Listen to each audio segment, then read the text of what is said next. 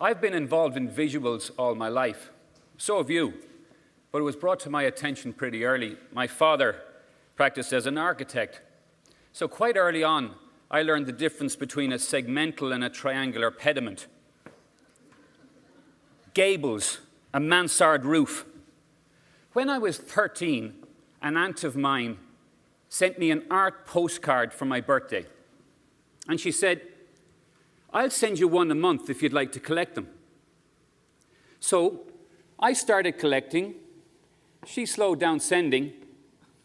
I started to go to art classes at the National Gallery of Ireland in Dublin with Dr. James White, the director, who was an enthusiast for artworks. And by the time I went to college, I had 5,000 postcards. Now think about a postcard. It's not like ripping things out of a book or slides or anything. They're all the same size, so that's a manipulation. The shape, the size is made the same. But you can take 40 Rembrandts and put them all on a table, and you can write the dates of them all. And you can see the progression of an artist's career right in front of your eyes. The imaginative process is something that happens with our eyes, our actual eyes seeing, and the eyes of our minds. The blind Milton, able to create such visual poems.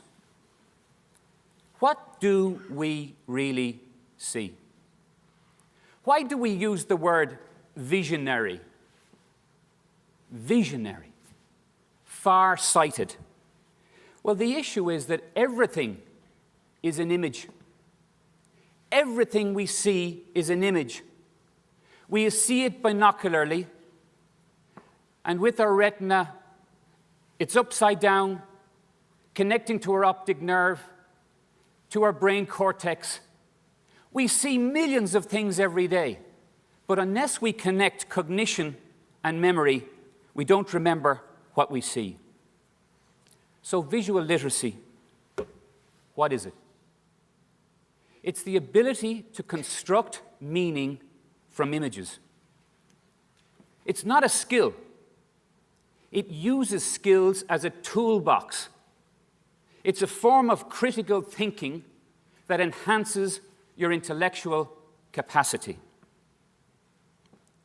It's not a new concept. In 1969, the International Visual Literacy Association was established. It has an annual conference. It has a journal.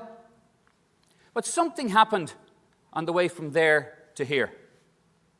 And we kind of lost visual literacy amid visual studies and visual culture and visual communications and visual graphics.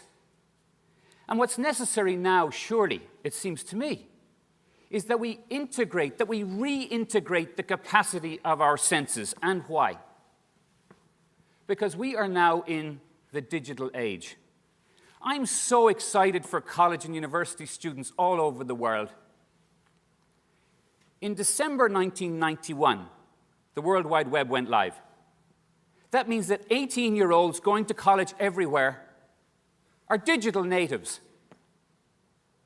And I am one of the before and after people. I know what it was like before, and I know what it's like after. I'm one of what you might call the Gutenberg people. Can you imagine what it was like? You had all these illuminated manuscripts, and along they came and said, "Here's a book." We got hundreds more of them. It's fascinating. In the Near Eastern world, you have this great invention of cuneiform writing. And it took us 2,500 years, whether in Korea or in Germany, to develop a printing type that would change everything. And it took us only another 500 years to get to where we are now, the digital age. So what indeed was visual literacy like in a pre-literate past? We understand sign language before we understand the printed word. When you think about those cave paintings in the Dordogne region of France, what were people painting? There's no figures in them. They were looking out. They were looking out at the landscape and at the animals, looking out at the world. And when you think of those wonderful stained glass windows that we hardly give time to now, but people read one pane after the other, the entire story. We fast forward to the graphic novel, to cartoons. We need integration now of text and image. I've been finding our text scholars, they say, everything's a text. And I'm equally imperious because I'm saying everything's an image. The truth is everything's an image and it's a text. Visual literacy is multimodal. It's multidisciplinary, it's interdisciplinary, and it's collaborative. It's actually a universal language. Now think about universal languages. Dance, mime, universal languages. Visuals, universal language. You don't have to know Japanese or Gaelic or Polish. We can understand visuals all over the world. So if that's the case, that we can enhance global understanding with visuals, what is it that we're doing to learn how to really see visually? When we were babies, we took in everything. So much so that we actually used up brain cells. Today, we use them up for different reasons. We learned the difference between marked and unmarked space. Can you imagine the difference between one face and another? Basically, they all look the same. So how did we learn the difference? Well, let's try a little game. Clifford Geertz, the great anthropologist in The Interpretation of Cultures, he quotes a story which is the story of the wink. So let's try it. People at home looking in the mirror, you looking at me. Okay, what I want you to do is twitch your eye. Go on, twitch. Now just wink. Now I want you to wink conspiratorially. Try winking romantically.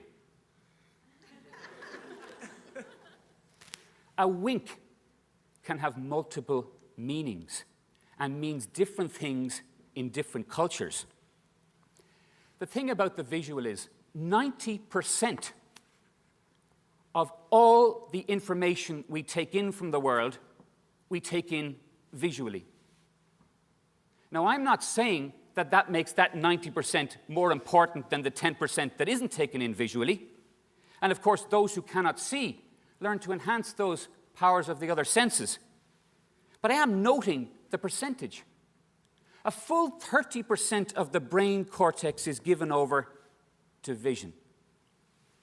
We actually read non-text 60,000 times faster than we can read text.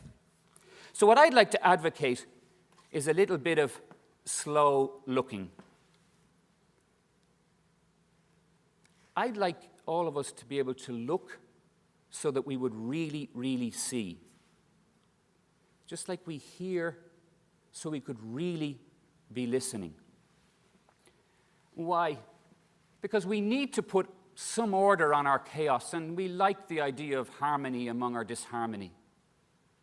Here's a method for slow looking. You can all use this anywhere. See this thing here? Look at it. When you've actually looked at it, you can begin to see it. And when you can see it, then you can begin to describe it.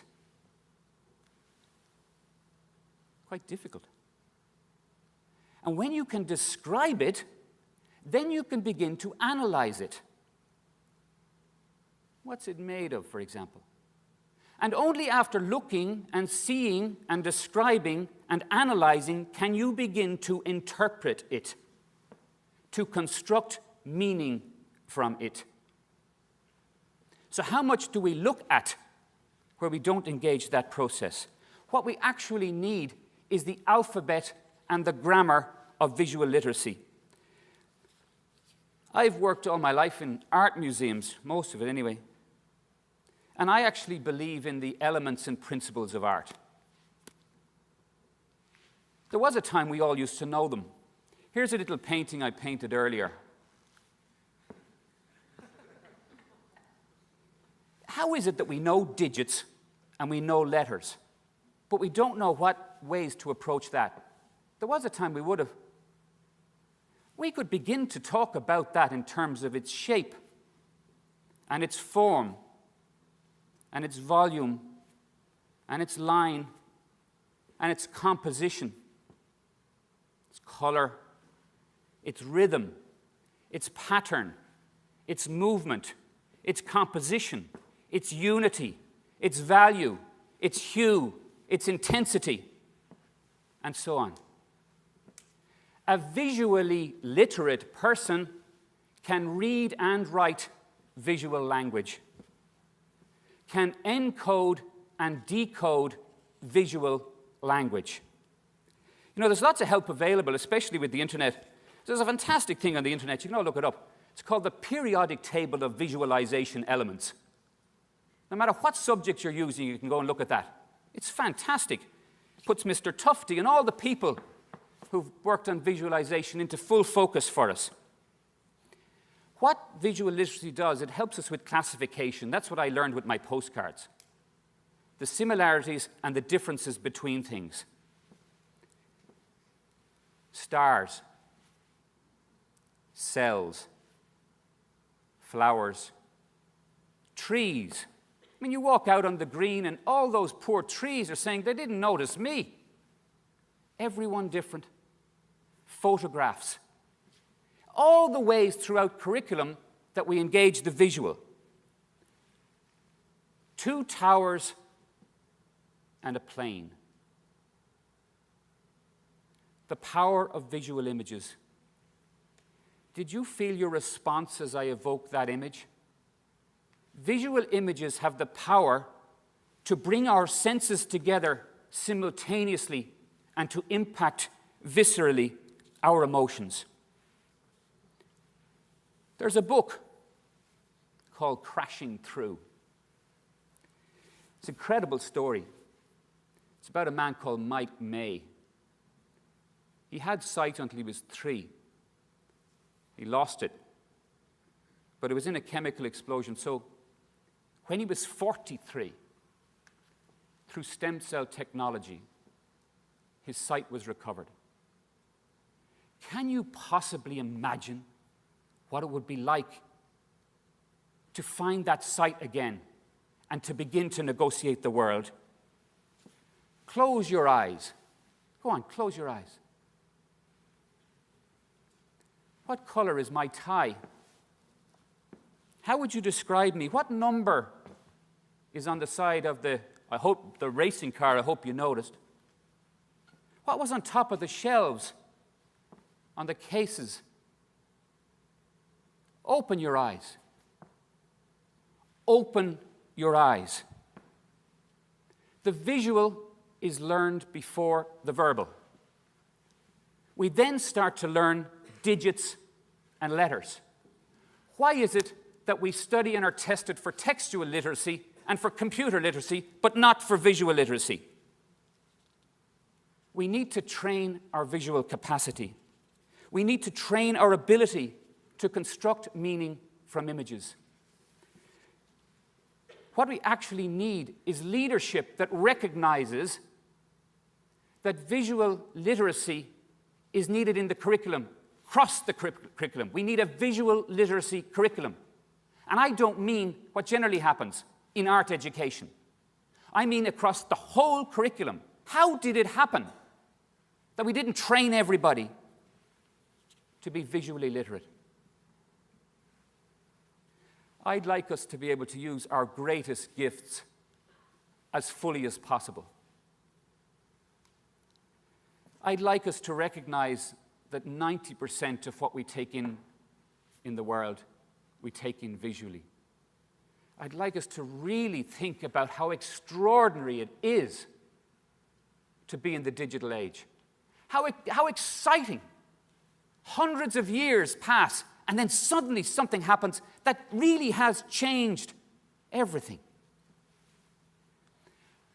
If we have something that is capable of enhancing our communication across the entire world, something truly universal, if we have something that can truly promote communication, if we have something in visuals that can quite simply change your life, can change the way that you live as we walk out of our house, as we walk out into the world and start to look and see and describe and analyze and interpret. My simple case, visual literacy, we need it. Enjoy your life. Thank you.